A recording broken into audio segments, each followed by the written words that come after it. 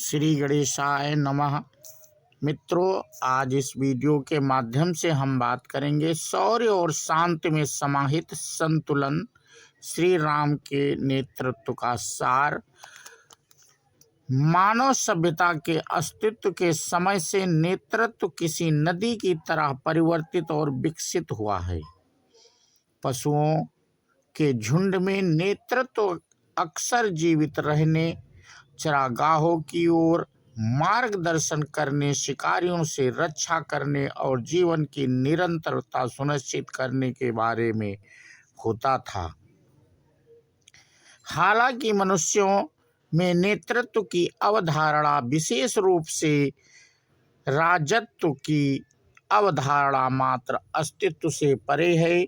यह एक संस्कृत के पोषण का प्रतीक है, जहां कमजोर और वंचित लोग एक लीडर, एक प्रमुख की सुरक्षा में फलते फूलते हैं।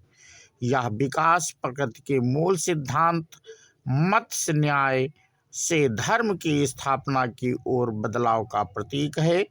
एक सामाजिक नैतिक व्यवस्था जो न्याय, समानता, जवाबदेही, स्थिरता और हिंसा का न्यूनतमवाद जैसी अवधारणाओं का आधार है। प्राचीन ज्ञान में व्यक्त किए गए विचारों के विश्लेषण से आज के प्रबंधकों और अंतर्दृष्टि और प्रेरणा मिल सकती है, और इन्हीं में से एक है रामायण। अयोध्या कांड में कहा गया है, राम धर्म के अवतार, प्रसिद्ध और सदाचारी थे। सभी लोगों से स्नेह करते थे और न्यायपूर्वक उनकी रक्षा करते थे। प्रबंधकों सहित जीवन के सभी क्षेत्रों में राम की कहानी आधुनिक शोध में विशेष रूप से प्रासंगिक है कि समकालीन नेतृत्व के संदर्भ में उनके आचरण का विश्लेषण करती है। जब भी हम श्री राम के बारे में बात करते हैं तो हम उनके धनुष और शांत मुस्कान की कल्पना करते हैं। एक योद्धा के अनुशासन और एक परोपकारी अग्रणी की करुणा के बीच का संतुलन। यह मुझे भगवान शिव और माता देवी शक्ति के बीच के संवाद का स्मरण कराता है, जो गहन ज्ञान का स्रोत है, जो सदियों से कहानियों के महासागर के रूप में प्रवाहित रहा है। ऐसे ही एक संवाद में शिव और शक्ति ने जीवन के विपरीत मार्गों, संन्यास और गृहस्थ, तप तपस्या और यज्ञ, बलिदान, सामाजिक आदान प्रदान की सूक्ष्म अवधारणाओं पर चर्चा की है। तप, जो अक्सर साधुओं द्वारा पसंद किया जाता है, अनुशासन और संयम की आंतरिक अग्नि का प्रतीक है। यह भीतर की ओर एक यात्रा है, आत्म प्राप्ति और अपनी इच्छाओं और अपने आवेगों पर नियंत्रण पाने की खोज है। इसके विपरीत यज्ञ गृहस्थ के मार्ग का प्रतिनिधित्व करता है, जो बलिदान के कार्य और देने और प्राप्त करने के चक्र में निहित है। यह समाज के पोषण, सामूहिक कल्याण में योगदान और अंतर संबंध की मान्यता के सिद्धांत का प्रतीक है, जहां किसी के कार्य समुदाय के व्यापक हित के साथ सामंजस्य रखते हैं।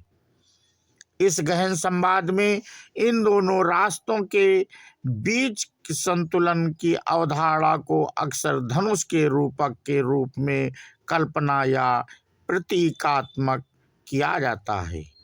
धनुष जो बालों के सामंजस्य की मांग करता है, लचीलापन और डोरी का तनाव पर केंद्रित है।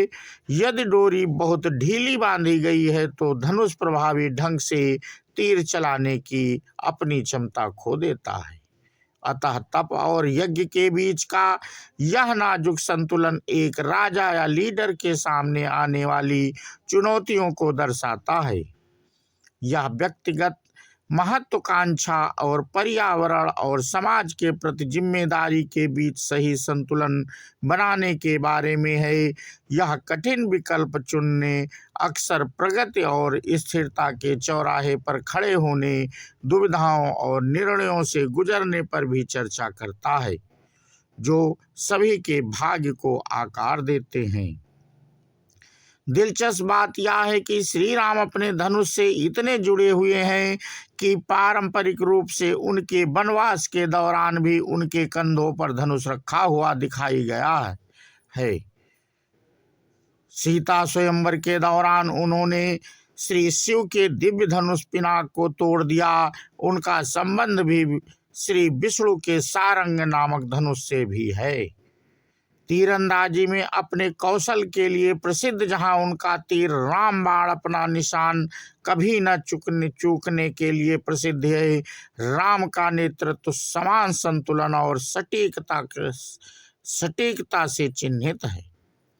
उनका शासनकाल, जिसे राम राज्य के नाम से जाना जाता है, को धर्म के प्रतीक के रूप में मनाया जाता है, जो समग्र विकास का पोषण करते हुए सभी विषयों के लिए समृद्धि, न्याय और निष्पक्षता का प्रतीक है।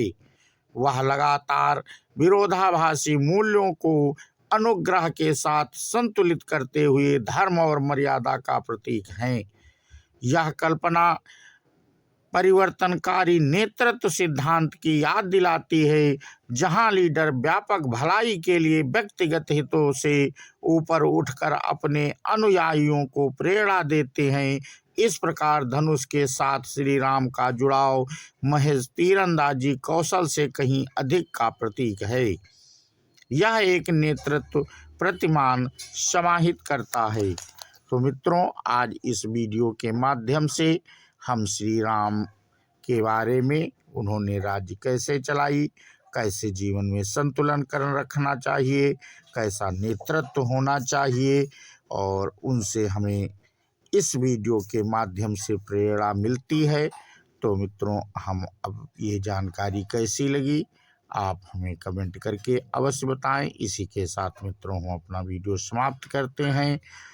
बोलो सियावर रामचंद्र की जय, हनुमान की जय। जय हिंद, जय भारत, वंदे मातरम।